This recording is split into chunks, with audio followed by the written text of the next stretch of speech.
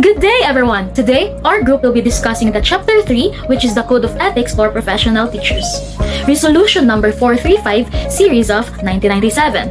So the Code of Ethics for Professional Teachers in the Philippines is rooted in two important laws. The Philippine Teachers Professionalization Act of 1994, or the RA number 7836, and Presidential Decree number 223 as amended. These laws serve as the legal basis for the establishment of the code and shape the expectations and responsibilities of teachers in our country. Paragraph E, Article 2 of the Philippine Teachers Professionalization Act of 1994, or the RA number 7836, specifically addresses the need for a code of ethics for professional teachers. This provision highlights the importance of maintaining the highest standards of competence, integrity, and professionalism in the teaching profession. It recognizes that teachers play a crucial role in the development of society and that their ethical conduct is essential for the effective delivery of our education. Furthermore, Paragraph A, Section 6 of Presidential Decree number 223 as amended further reinforces the need for a code of ethics. This provision emphasizes the responsibility of teachers to promote moral values, civic consciousness, and good behavior among their students. It also underscores the role of teachers in fostering discipline, respect, and cooperation in the educational setting. Together, these laws shape the expectations and responsibilities of teachers. By adhering to the Code of Ethics, teachers contribute to the overall professionalization of the teaching profession and ensure the well-being and success of their students. Code of Ethics for Professional Teachers Preamble. Teachers are duly licensed professionals who possess dignity and reputation with high moral values as well as technical and professional competence. In the practice of their noble profession, they are strictly adhered to observe and practice this set of ethical and moral principles, standards, and values. To explain more, a teacher should care for its reputation.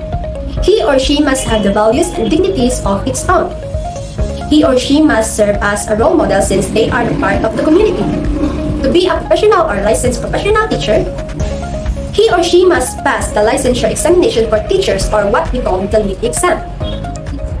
Good day everyone, I am Princess Monique C. Cabantog, and I am here to report about Article 1, the Scope and Limitations, Section 1.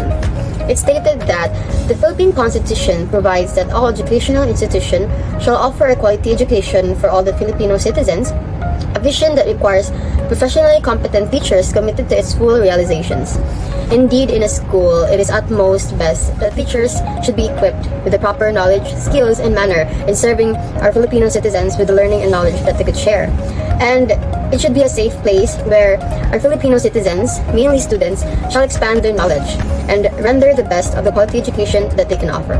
Covers all public and private school teachers in all educational institutions at the preschool, primary, elementary, and secondary levels, whether academic, vocational, special, technical, or non-formal. The term teacher shall include industrial, arts, or vocational teachers and all other persons performing supervisory and or administrative function in all school at the aforesaid levels, whether on full-time or part-time basis.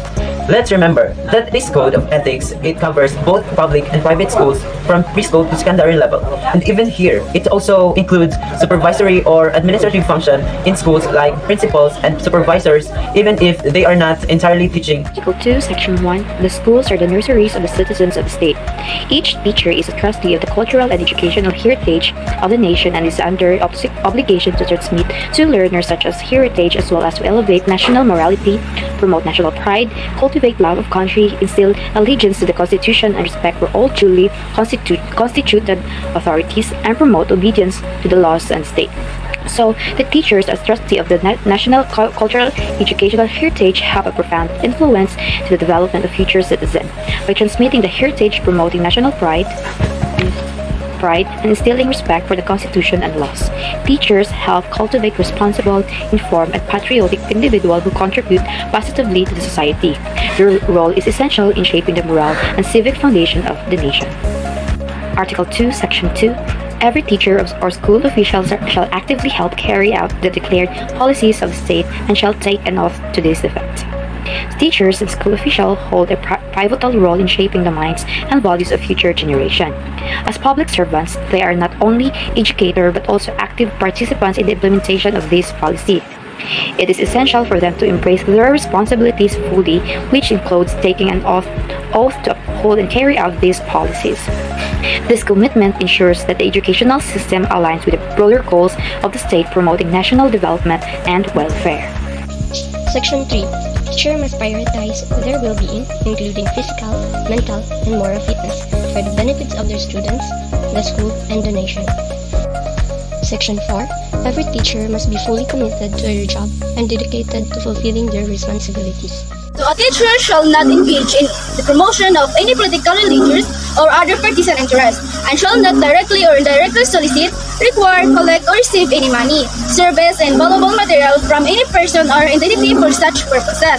So, in Section 5, in this section, it is emphasized that a teacher should refrain from promoting any political, religious, or any partisan interest. So this means that teachers should not use their position to influence students' belief or opinions in this area. So additionally, teachers are provided from directly or indirectly asking for or receiving any form of payment service or other valuable items from individuals or entities promoting political, religious, or partisan interests. So this rule is in the place to ensure that teachers maintain impartiality and do not use their authority to sway students' views or accept any form of endorsement for such purposes. So in Section 6, every teacher shall vote and shall exercise all other constitutional rights and responsibilities. So in this section highlights the obligation of every teacher to vote and participate in exercising all other constitutional rights and responsibilities.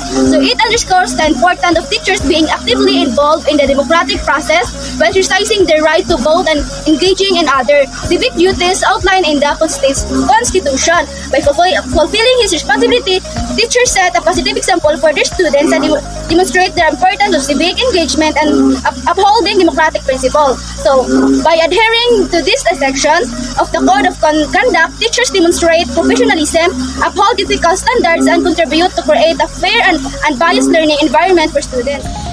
Alright, now let's continue to discuss Section 7 and Section 8. Okay, in Section 7, it states that a teacher shall not use his position of official authority or influence to coerce any other person to follow any political course of action. Okay, so it means that this establishes a clear expectation for teachers' behavior in relation to politics.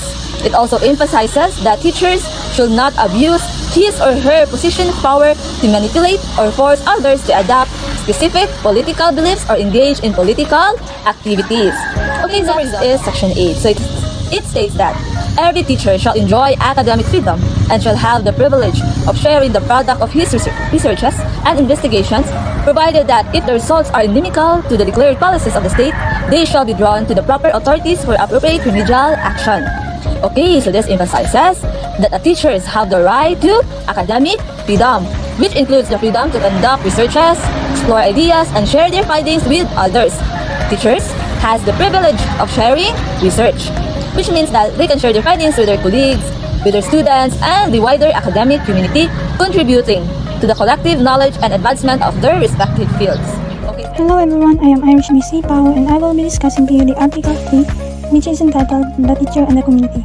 So, in Section 1, a teacher is a facilitator of learning and of the development of the youth. He shall therefore render the best service by providing an environment conducive to such learning and growth. So in this topic, I understand the importance of a teacher's role in facilitating learning and fostering the development of youth. By creating a conducive environment for learning and growth, a teacher can effectively support students in their educational journey. This involves not only imparting knowledge but also nurturing critical thinking skills, creativity, and personal growth. Through their dedication and commitment to providing the best possible service, teachers can inspire and empower students to reach their full potential and become lifelong learners. So in section number 2, every teacher shall provide leadership and initiative to actively participate in community movements for moral, social, educational, economic, and civic betterment. So in other words, educators are vital members of the community outside of the classroom. They use their knowledge and power to effect constructive change. They can also promote the general well-being of their communities and encourage others to join in group efforts for betterment by getting involved in moral, social, educational, economic, and civic projects. They can also function as advocates and role model for social change. So next is Article 3, Section 3 of the Code of Ethics for Professional Teachers emphasizes the need for teachers to earn reasonable social recognition by conducting themselves with honor and dignity consistently. So this section outlines several critical points the teacher should adhere to. So first is the behavior with honor and dignity. So teachers are expected to maintain a high standard of behavior characterized by honor and dignity in all their interaction. So these requirements underscores the importance of teacher serving as positive role models for their students and the community. Is the abstinence from inappropriate activities. So teachers are urged to refrain from engaging in activities such as smoking, drunkenness, and other excesses. So such behavior are considered detrimental to the teacher's professional image and can undermine their effectiveness in the classroom. Next is the avoidance of illicit relation. So teachers are explicitly instructed to avoid engaging in any form of illicit relationship. So this provision is crucial in maintaining professional boundaries and upholding the integrity of the teaching profession.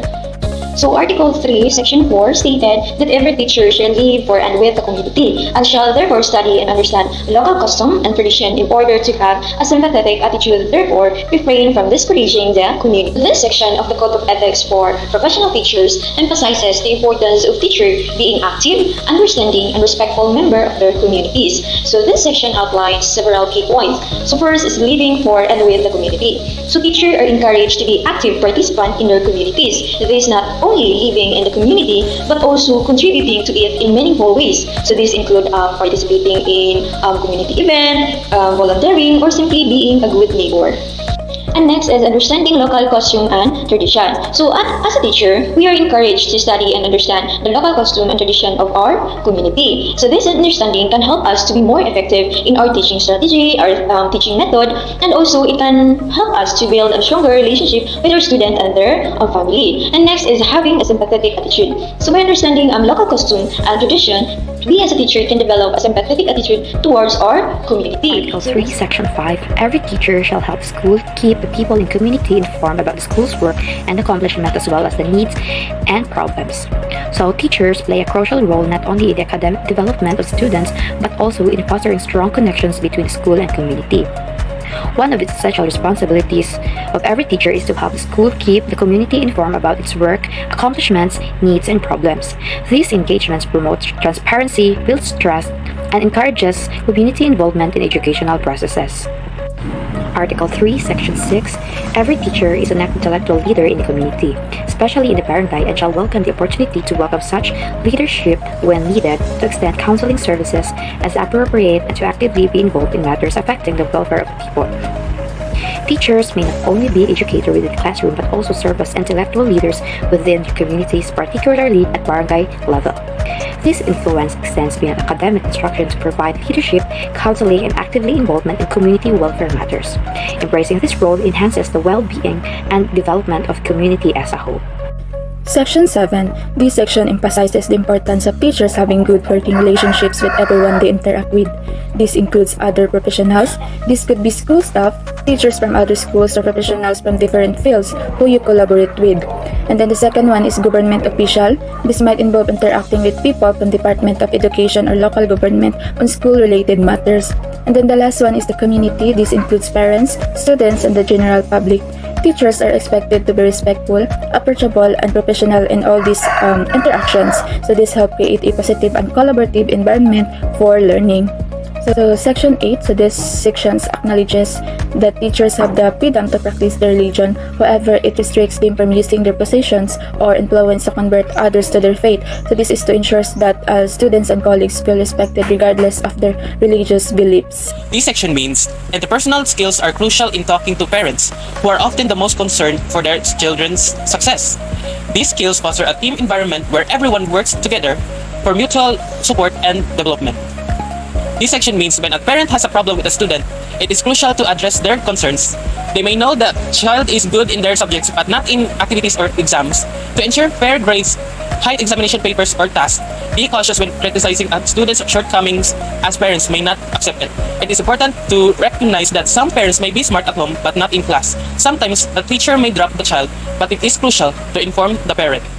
Article 9, Section 3 stated the teacher should always be open to all the concerns and complaints raised by the parents, of course, and bias fairly and, of course, with empathy. In conclusion, the Code of Ethics for Professional Teachers serves as a guiding framework that promotes the highest standards of professionalism, moral conduct, and commitment to quality education among teachers in the Philippines. It is essential for teachers to familiarize themselves with the code and adhere to its principle to ensure the delivery of effective and ethical education to students. Also, it is very important for us future educators to learn and study about the Code of Ethics because it will serve as our guide, and by internalizing and applying the principle of the code, we can become effective and responsible educators who contribute positively to the field of education. And that's end our report. Thank you and may God bless us all.